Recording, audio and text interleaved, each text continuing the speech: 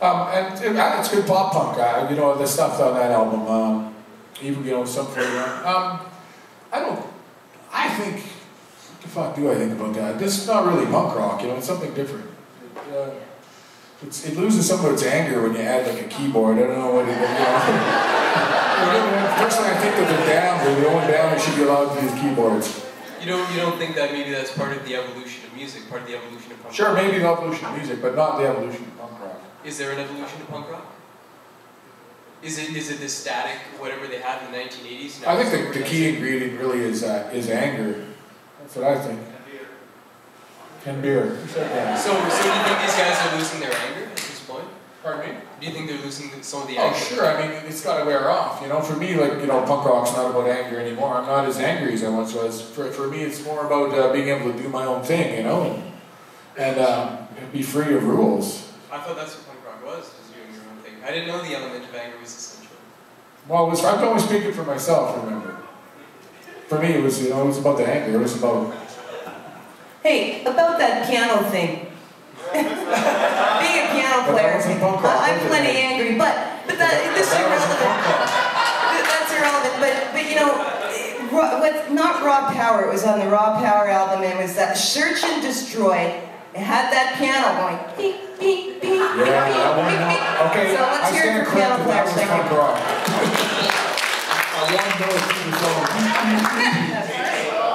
So we've got a moderator tonight to help us out. The world-famous Don Bailey from CKUW. Is the Don here? Is coming up. Oh. Is he here? Where is he? Here, I see some shadowy figure. There he is, Don Bailey, CKUW, Sunday night, midnight. God knows when in the morning.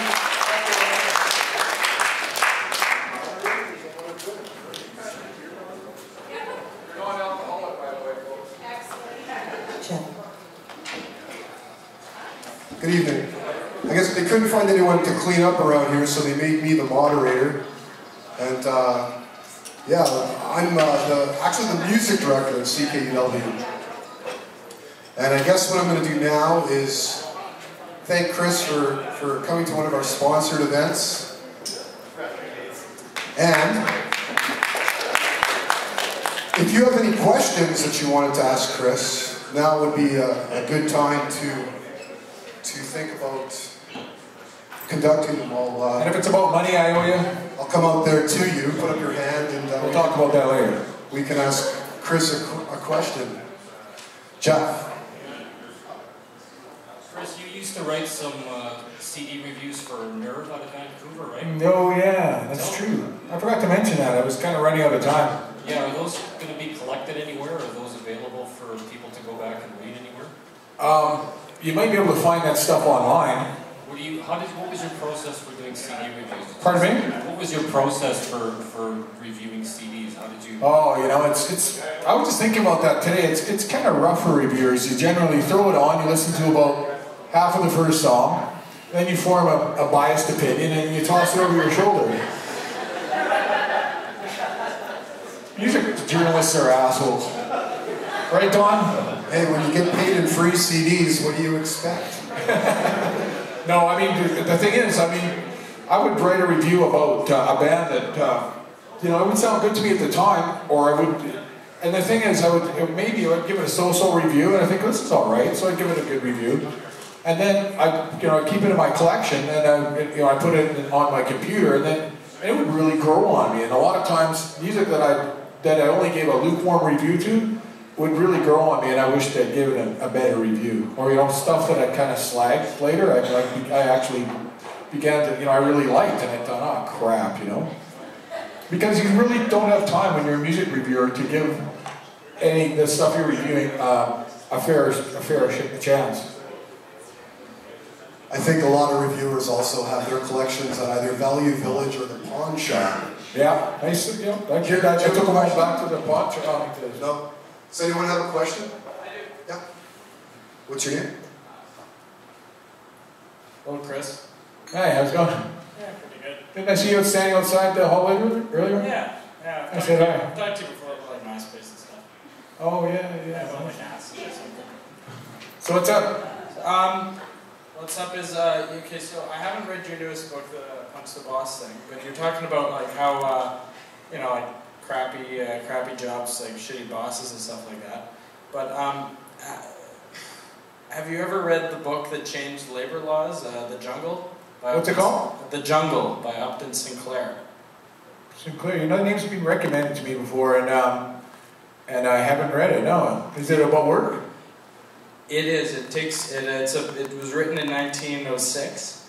He was a socialist writer, and he wrote about a guy named Jurgis Rudkis, and he's a Lithuanian immigrant. But there were people who came from Chicago and like the States. I'm sure his working conditions were fine.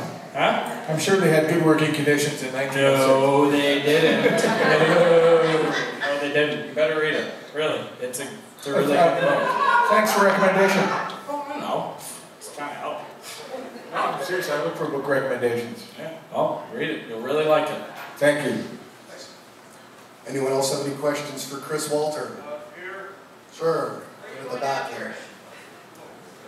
Just stick up your hand so I can follow. Who is it? Ah, okay. Ah, yes, this will be a good question. Well, I guess I don't need to introduce myself to you, but You do, because I can't see you in the dark. my name's Colin, and well, basically, what I want to ask, I know with some of your books, like East Van and Langside, some of the characters have been like I don't know, like I guess people other than you know, street punks, people, you know, they've been like businessmen or cops, and I'm just kind of wondering if it's very hard for you to, like, I don't know, get into the heads of the type of people who you, I guess, grew up hating. I don't know. It's I guess just asking if how hard it is for you to, I don't know, get a grasp of the character, I guess. I'm sorry, what's the question?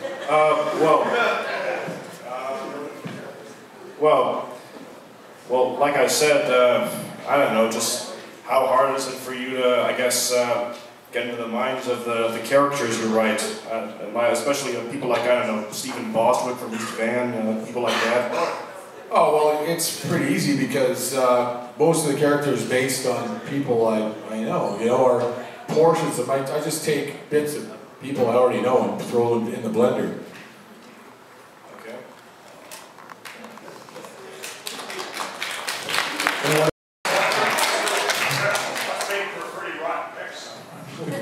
Thanks for a bad milkshake. Here you go. Hi, Chris. I'm a person who likes to write and also watch TV. And I guess I have I paid you to say that. I kind of have a middle-age question, or maybe even beyond middle age. I don't know. I'm concerned with income. And I wondered when you were watching TV for 6 hours and phoning up for drugs, I was curious about how you made a living at that time. I was on welfare. Oh, that's Of course. cool. Thank you. But, you know, to get drugs, you know, I kind of rip people off and lie, kind of thing. Use people. Thank you. Here's another one. Hey Chris, this is Brian. I was wondering why the trilogy of books all kind of didn't fall in chronological order. There seemed to be a couple of books in between each, and how that all came about. You mean with the trilogy? Yeah, exactly. You know, writing about a lot of my personal experience was kind of so painful and real that I couldn't do them all back to back. You know, I'd have to do one and then write some fiction just to take a break from it. And then, you know, and I realized, well, the story's still not finished. I didn't plan even to write a trilogy. I started with Mosquitoes and Whiskey, but then I realized that, you know, I still had 2 more books to write, or at least one. It was, you know, a lot of that stuff was painful for me, you know, especially I'm on the guest list, you know, because it was pretty bleak. I mean, I think it ended happily, but one of my friends later said to me, he says, that book is so depressing. And I said, what do you mean? I cleaned up at the end and I got my shit together. He says, yeah, but you quit drinking. You know, and so I can understand where